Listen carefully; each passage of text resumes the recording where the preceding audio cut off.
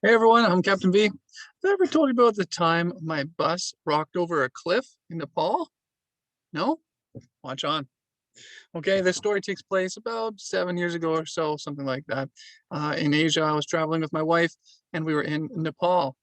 And we decided to go, left the capital of Kathmandu. We went heading into the hills and we are going to do an awesome hike up a valley. Now, we had read in a guidebook that the worst part of the hike was just getting there. We were going to the Langtang Valley. And in order to get there, you had to go on a bus like this. And it went over some terrible roads, very dangerous roads. So um, we thought, well, it's just a bus ride. How bad can it be? Let's go for it. And then it'll be an awesome hike. So that's what we did. We hopped onto a bus. This was the bus. Um, it was packed full of people. As you can see, there are people standing. There are people's bags here. Some people have bags on their laps, like this guy. And then there were people also on the back of the bus and on the roof of the bus. There were about 10 people up on top of the roof holding on. And off we went. We went off for, it was a long bus ride, probably like most of the day, really. It took about, I think, about 7 hours or something like that. And it wasn't going that far, but it was going over really windy roads. And as these roads went around hills like this in the mountains, the road often wasn't wide enough for two vehicles. So the bus driver would just simply honk before you got to a corner, and that would tell if there was a vehicle coming the other way, that would tell them that, hey, heads up, stop, because there's already a bus coming through, so that you wouldn't hit each other off of the cliff. There were lots and lots of cliffs like this along the way. So um, in eventually, as we were going through the trip, we're getting closer and closer to Langtang, and then we got to the worst part. What had happened was, as you can see some remnants of here, there had been landslides, big heavy rains, and the land had slid down the mountain. So, and it had washed away the road in the process. Now, that had cut off villages up this valley. So, in order to keep themselves resupplied, they needed to keep having like goods and delivered on this road. And this was the only road up the valley. So um, they didn't build a long-term road in order to regain access up the valley. Instead, they built a road like this. And it was simply basically just bulldozered through. It was just pushed. They just used like a dump truck and a bulldozer, carved away and pushed this road through a new section of the side of this mountain. And therefore it was very unstable. So as we approached, people in the bus started to get a little nervous, not too bad though.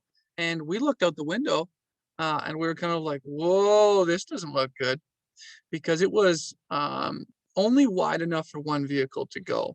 As you can see, these vehicles lined up on the side, only one vehicle could go by at a time. It was wide enough for two here, but on these stretches or out around this edge of the photo, it was right up against the rock wall of the mountain on one side, and then sheer cliff like this down this embankment, way down. It went way down, thousand, maybe 1,000 meters. It was just mountain downwards like that. So we start approaching here. It's only one lane, and it's our time to go through. And the bus starts to rock, and we're kind of like, whoa, we're getting worried, but we look out, and the local people on the bus were used to this. They were kind of like, oh, yeah, like, oh, like silly tourists. It's no big deal. They were like, it's not that big a deal. But then as we started to go, the bus then started to rock quite violently back and forth. And wham, it hit the side of this mountain. It scraped the side of it there. And so we kind of go whack. And now the people inside are starting to get worried. And so are we. We are, it's so narrow, the road, that if we go any bit to the right, the bus hits the rock wall of the mountain. If we go any bit to the left, we tip like this, and we're risking tipping off the side of the road. Now, it wouldn't be too alarming, except we look down this way to the left, and there are literally buses that have done the same thing and fallen. They've gone off the road and tumbled all the way down. So they're way down this hill, down over here somewhere. And they, yeah, tumbled all the way down there. And you can imagine it would be tough to survive that. So that's scary. Now that we're tipping over the edge like this, now the locals start to get worried. And like you heard in some of my other stories before, if the locals are worried, then you should be worried because they usually have a pretty good idea about what's normal in that area and what is not. So we keep moving very slowly, but the bus driver is basically threading the needle. He's trying to keep us on this road that's just wide enough for us to get through. And it's hitting these big rocks, as you can see there. And so it's launching the bus to hit the side. And then it's tipping us over as we look out the window. See, like this, we're looking out windows like this, except on the left-hand side. And people are hanging on and starting to like, we're looking down this embankment as we're like, ah, as the bus starts to go like a boat in heavy waves.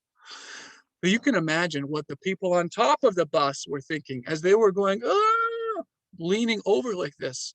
Now people start to really lose it. And people start to roll, they slide their windows down, and a couple beside us actually start to climb out the window on the close side. Just in case the bus falls off the cliff, they're going to try to jump for it.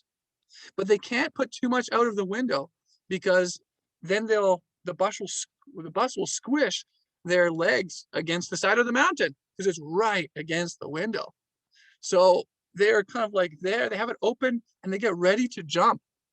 Now people inside the bus start to scream and there's these like shrills as we go rocking back and forth. We go like whack and then we go whoa, and people go whoa, and some people go ah, as we are starting, people are screaming as we tip off the side of the mountain here. We're kind of like this, okay, going away, and we tip over and then we go whack. Then we keep going, we tip over this side and then we go whack. And literally all of us are just hanging on for dear life and hoping that the bus driver stays on the road, that none of these rocks in the road tip us off the edge, and that this very rudimentary road, this very temporary road, holds up. Because at any moment, this dirt and rock over here could just give away, just like the land did before, and we would just simply slide down off the mountain. So obviously I'm still here today, and thankfully my wife is still as well, that we, yes, we managed to make it through and squeak through down this road.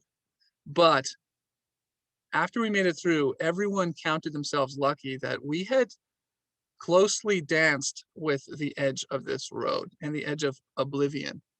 So my wife and I made a decision on the way back. We are not taking a bus.